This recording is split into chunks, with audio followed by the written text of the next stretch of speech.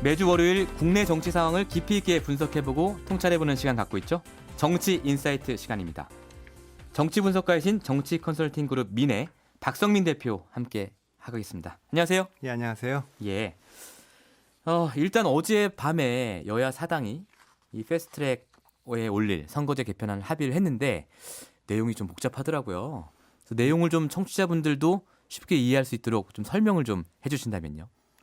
예, 지금 뭐 나온 거 보면 예. 의석은 225석을 지역구로 하고 75석을 비례대표로 하자. 근데 네. 비례대표자가 좀 늘어난 거고 지역구 예. 의석은 28석 줄이는 거죠. 그렇죠. 예. 예, 그리고 75석을 예. 연동형을 연동형 비례대표제 얘기가 많이 나왔지 않습니까? 네네네. 근데 그걸 이제 뭐 다 100% 반영하면 네. 초과 의석이 발생할 수가 있으니까 50%만 네. 반영하기로 했고요.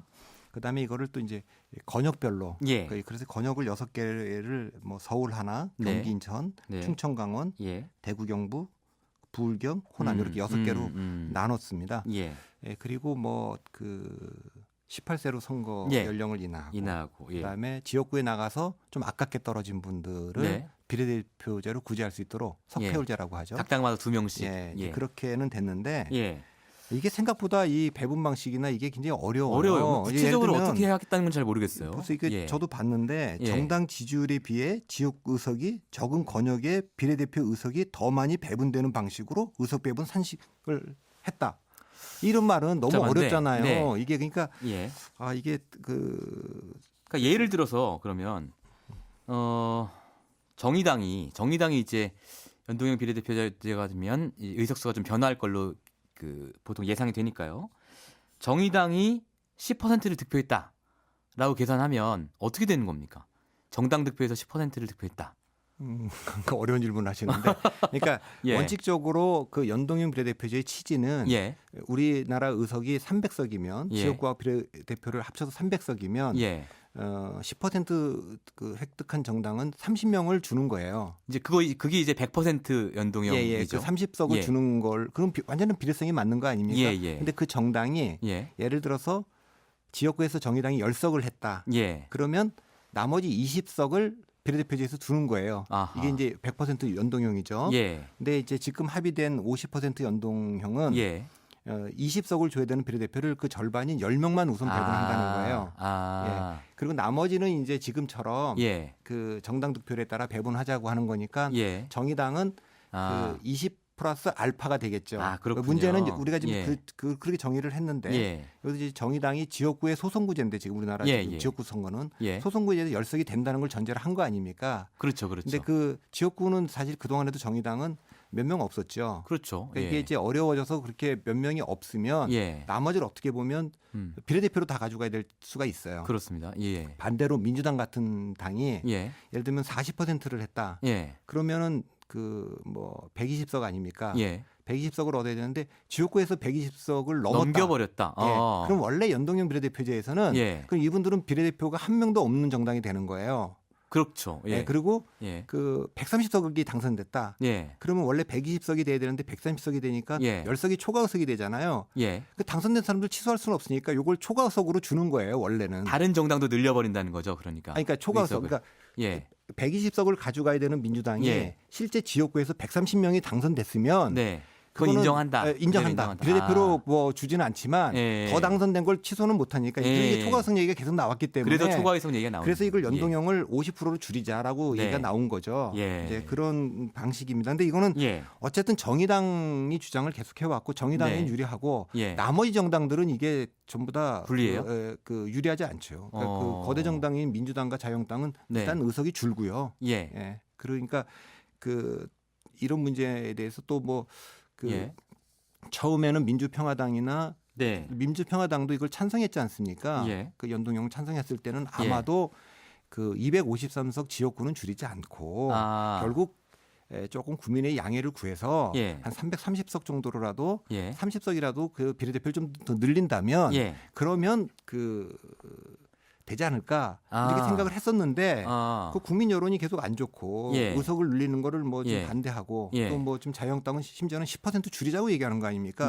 그러니까 민주당이 계속 이것 때문에 욕먹을 수는 없으니까 225대 75, 네. 3대 1로. 예. 그러니까는 뭐 사실 지역구 28석을 줄이자고 하는 안을 던진 거예요. 그러면 대표님께서 생각하시는 각 당의 이해관계를 저희가 지금 정리를 해보면 좀 말씀하셨지만 정리를 해보면 정의당은 더 유리해질 것이다라고 보시는 거고 나머지 이제 민주평화당 그리고 바른미래당, 민주당은 좋을 게 없는데 이 세 당은 왜 이 안에 합의를 했다고 보시는 거예요? 그러니까 이제 정의당은 예.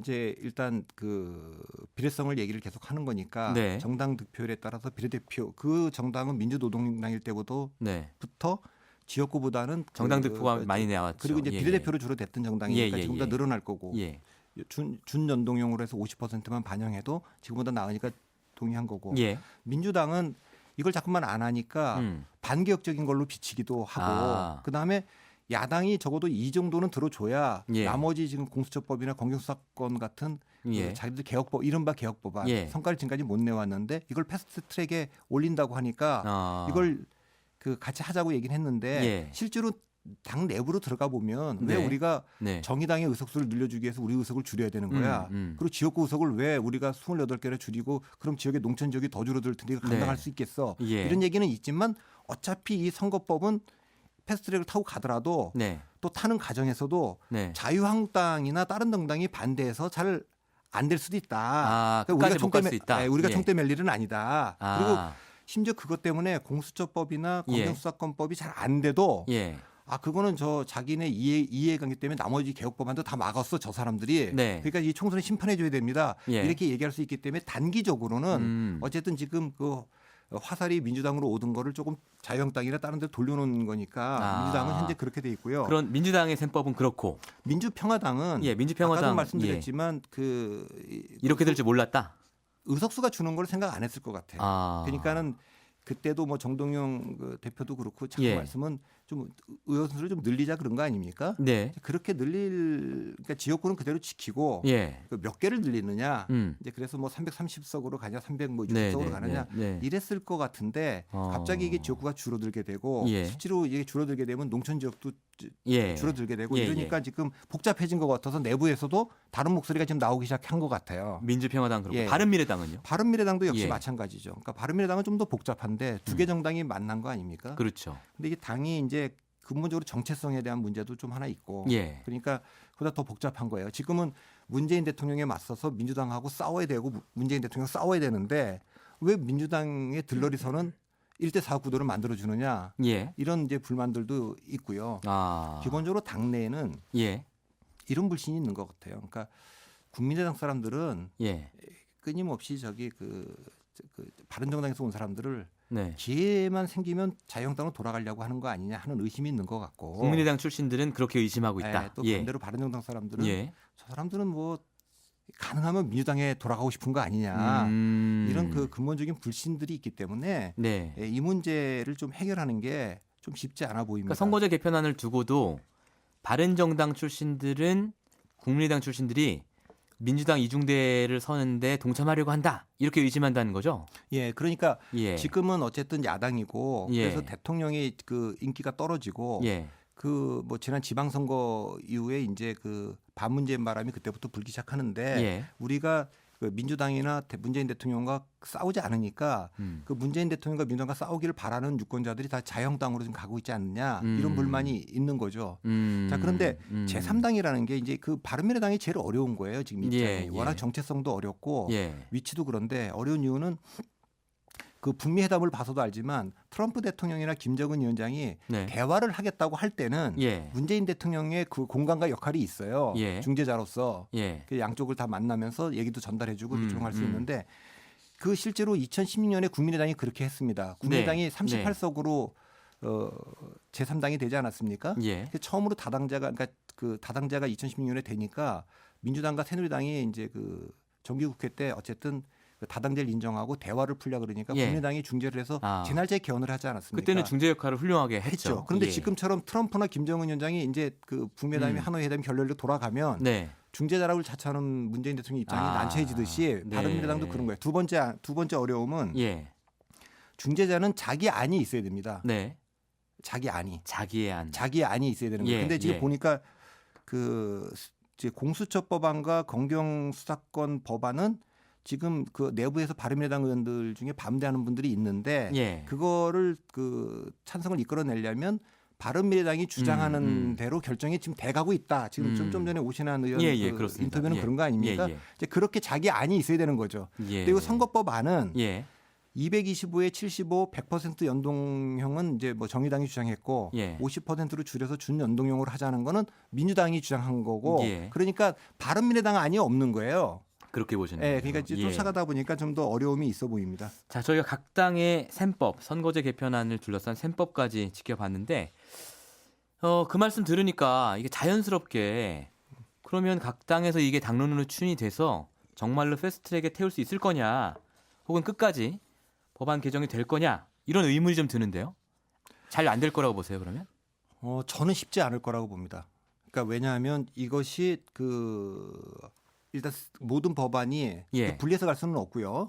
이거는 이제 그 합의안이 나와야 되거든요. 합의안 만드는 과정에 조금 이제 그 이견들이 있을 수 있고요. 시간이 좀 걸릴 거고. 그다음에 가장 큰 문제는 돌아가서 이걸 의총에서 추인받아 갖고 와야 됩니다. 그러니까요. 근데 당론으로 결정하는 게 바른미래당만 해도 그 3분의 2예요. 그러니까 의원의 3분의 2를 동의를 받아 갖고 와야 되는데 아까 오신환 사무총장도 굉장히 잘 모르겠다고 될지 안 될지 모르겠다고 그러더라고요. 네, 그리고 이제 그거 패스트트랙에 올리는 순간 뭐 탈당하겠다는 분도 있고 강렬한 그 반대가 있기 때문에 이거는 이제 손학규 대표나 김관영 원내대표가 의원들을 어떻게 설득하느냐의 문제가 있어요. 자, 그러면 일단 당론으로 됐다고 치면 그다음에 이제 상임위로 와서 상임위에서는 패스트트랙을 타려면 5분의 3입니다. 5분의 3.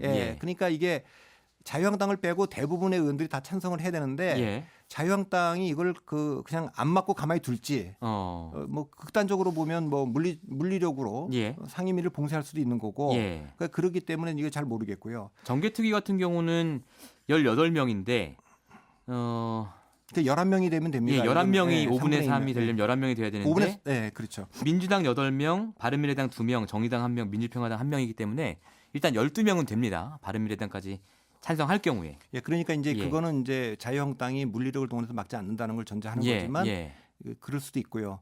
그다음에 이게 가고 난 다음에는 180일 만약에도 이제 통과가 됐다. 그럼 이제 180일간 이제 상임위에서 이제 의논하는데 그때 뭐 협상을 하고 또 이제 질의안 또 이제 뭐가 있겠죠.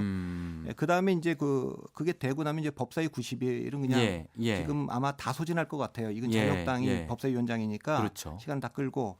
그다음에 넘어가면 본회의 가면 60일이 시간이 있는데 이건 이제 이때부터는 이제 국회의장이 정부적 판단에 따라 직권상정할 수도 있기 때문에 시간을 좀 단축할 수도 있고 상임위에서도 단축할 수도 있기 때문에 지금은 사실은 330일이라 그러지만 시간적 여유는 조금 더 있다고 보고 그 협상을 또 계속 하고 있는 거 아닙니까? 그러니까 이게 실제로 이게 그 협상에 들어갔을 때 뭐 지역구 의석이 줄어드는 의원들의 반발, 그다음에 뭐 공수처법안이라든가 그다음에 전국의 반발 때문에 과연 이게 잘 통과가 될 옥동자를 나올 수 있을지 저는 개인적으로는 조금 회의적이시군요. 회의적으로 봅니다. 이거 패스트트랙에 태우기만 하면 다 될 것 같이 이제 저희는 생각을 해왔는데 말씀 듣고 보니까 각 당의 셈법도 복잡하고 또 앞으로 남은 절차도 굉장히 많아서 아직은 이게 출발에 불과하구나 이런 생각이 좀 들고요. 마지막으로 이제 시간이 별로 없지만 자유한국당 안 있지 않습니까? 이 안에 대해서 방금 오신환 의원은 협상을 위해 내놓은 안은 아니다 이렇게 폄하를 했는데 보시기에 어떠신 것 같아요? 이게 좀 설득력이 있을 것 같아요? 아니 이게 뭐 사실은 그 동안에 이제 연동형 비례대표제 주장했던 분들은 의석을 늘리자고 얘기했던 건데 자유한국당이 10%를 줄이자고 얘기한 거잖아요. 그러니까 지금은 국회가 욕을 먹는 상황이니까 국민들이 의원수를 늘릴까요, 줄일까요 물어보면 줄이자고 얘기할 겁니다. 여론은 그럴 겁니다. 그리고 왜 비례대표제 갖고 이렇게 어렵게 해요? 비례대표제를 다 없애고 오히려 지역구를 그렇게 하면 뭐 17석을 더 늘려주자는 건데 그러니까 안 자체만 보면 그 국민적 지지를 좀 받는 분들도 있을 거예요. 다만 그 현실을 잘 아는 정치인 자유한국당이 이거 지금 이 지경까지 오기 전에 좀 더 현실 가능한 안을 물론 이제 자유한국당도 저게 있어요. 우리가 뭐 김성태 원내대표 때 도는 복합형 내놓지 않았냐 이렇게 얘기했는데 그건 조금 이제 타협을 위한 안이니까 이제부터 협상이 시작된다고 봐야겠죠. 그렇군요. 이제 시작이다라는 말씀이 오늘의 갈 길이 멉니다. 넘어서 될 산도 많고. 지금까지 정치인사이트 정치 컨설팅 그룹 민의 박성민 대표와 함께했습니다. 감사합니다. 감사합니다. 평일 아침 7시 20분 시민보의 시선 집중.